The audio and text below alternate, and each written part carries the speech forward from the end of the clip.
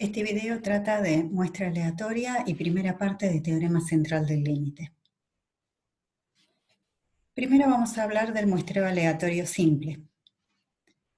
Cuando nos interesa estudiar una característica de una población muy grande, no tiene sentido hacerlo en todos los individuos de la población. Es por eso que elegimos al azar n individuos de esa población para medir esa característica de interés en esos pocos elegidos.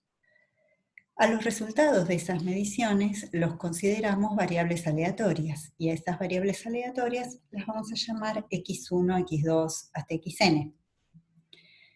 La condición debe ser que esas variables deben ser independientes y además todas tener la misma distribución. Con esas condiciones, x1 hasta xn es una muestra aleatoria. Por conveniencia vamos a llamar mu a la esperanza de cada una de las xy y sigma cuadrado a la varianza de cada una de esas xy. Si bien estamos usando la misma notación de esperanza y varianza que para las normales, la muestra aleatoria x1 hasta xn puede tener cualquier distribución. Entonces, en el video anterior vimos que hay combinaciones de variables aleatorias, entre variables aleatorias y constantes. Para las muestras aleatorias va a haber dos combinaciones que nos van a interesar más que ninguna otra. Una es la suma y la otra es el promedio. De cada una de ellas vamos a querer saber el centro y la dispersión, es decir, la esperanza y la varianza. Por lo tanto, tomamos x1 hasta xn, una muestra aleatoria, cuyo centro es mu para cada una de las xy y cuya varianza es sigma cuadrado para cada una de las xy. La suma es la sumatoria de las xy, desde 1 hasta n. Y la esperanza, ya vimos que podíamos aplicar linealidad, entonces finalmente la esperanza de la suma de las xy termina siendo n veces mu. Pueden verificarlo rápidamente. Y como son independientes, la varianza de la suma de las xy es la suma de las varianzas, entonces será n por sigma cuadrado. Cuando la combinación lineal es el promedio, x barra, lo llamamos, es la suma de las xy desde 1 hasta n dividido n. Podemos pensar que esta es la combinación lineal donde cada uno de los a sub i es 1 sobre n.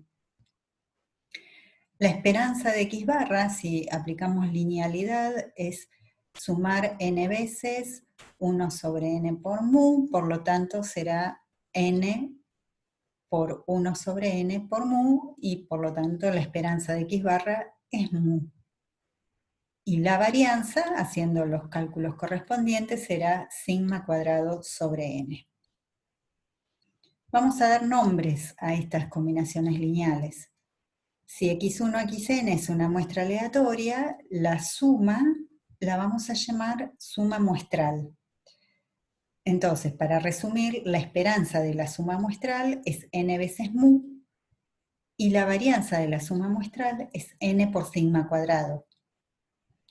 Al promedio lo vamos a llamar promedio muestral, y su esperanza, la esperanza del promedio muestral, es mu, y su varianza es sigma cuadrado sobre n.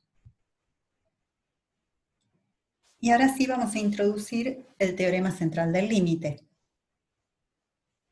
Para ello vamos a tomar x1 hasta xn, variables aleatorias independientes y que tengan todas la misma distribución.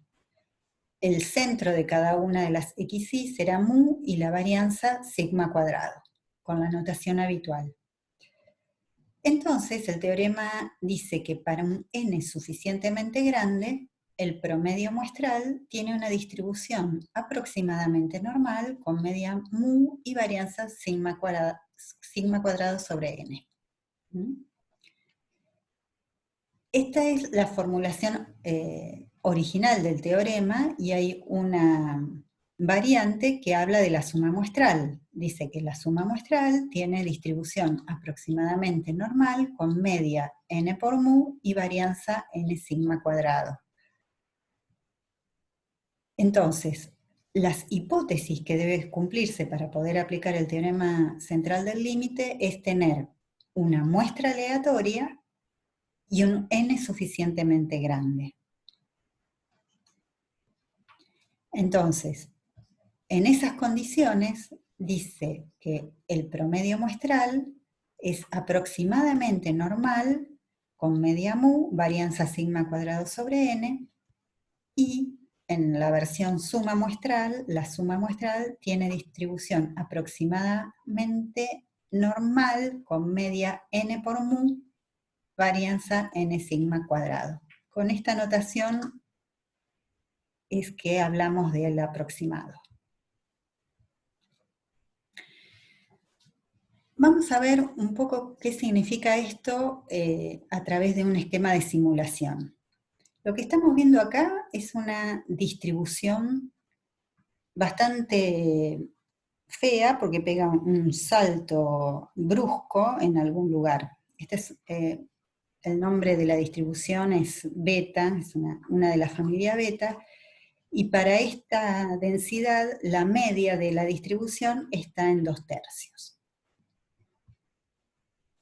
Bueno, lo que vamos a hacer es extraer números, extraer resultados de una distribución con esta forma. Sacamos x1, un x2, un x3, un x1 millón, un x10 millones, y los vamos guardando en algún lugar. Una bolsa de números aleatorios que provienen de esta distribución. Pero tenemos que sacar muchísimos, millones, y los guardamos en algún lugar.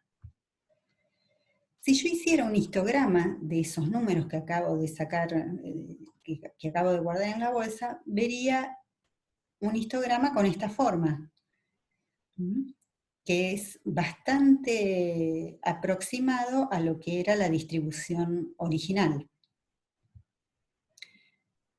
Si yo a ese histograma le pongo por encima una distribución normal con centro en 2/3, la distribución normal la vería así, o sea, nos damos cuenta que evidentemente la distribución normal con media en la media de la beta es bastante diferente a la distribución beta. Y ahora vamos a preguntarnos acerca de la distribución de diferentes promedios muestrales. Entonces, por ejemplo, tomo 3 variables aleatorias de esa distribución beta que acabo de mostrar. Esas variables son x1, x2, x3. El promedio muestral de esas 3 variables aleatorias es sumar las 3 y dividir por 3. O sea, cada una de estas x1 es con esa distribución beta, la x2 también, la x3 también. Ahora, el promedio muestral no sabemos qué distribución tiene como variable aleatoria. Es una nueva combinación de la que no sabemos nada. Entonces vamos a hacer un proceso de simulación para ver la forma de la distribución de x barra, del promedio muestral. ¿Qué vamos a hacer? En el primer paso tomamos una muestra de tamaño 3 de aquella bolsa enorme de números aleatorios. Calculamos el promedio y lo guardo en algún lugar, ese promedio.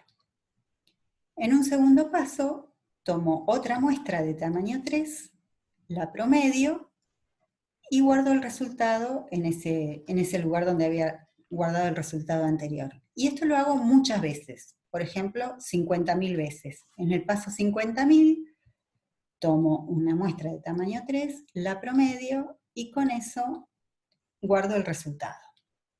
Entonces, acá acumulé 50.000 promedios de A3 de aquellas distribuciones beta. Con esos 50.000 números hago un histograma, y lo que veo es esto. El histograma muestra una distribución bastante acampanada. Lo que estamos viendo como línea negra es una densidad normal que tiene media en 2/3 y la varianza que corresponde a la varianza del promedio muestral. Es decir, que haciendo un promedio de 3 variables aleatorias de una distribución que era bastante fea y asimétrica, la distribución del promedio de esas 3 se va haciendo acampanado.